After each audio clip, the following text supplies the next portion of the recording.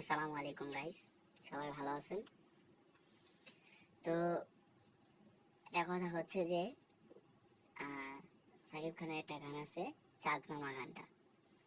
তো চাঁদ মামা গানটার ভিতরে চিমটিটা কই মারে, অথবা নানি গান হেডফোনে কোনটা শুনে, এটাই আমার মেন কথা। তো গানটা আমরা একটু প্লে করি।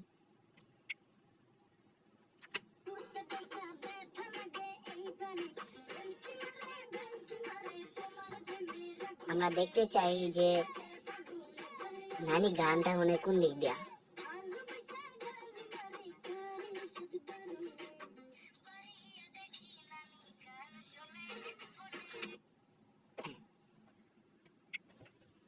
এখন আমি বুঝতে পারলাম না নানি এই দিক দিয়ে গান কেমনে শুনে।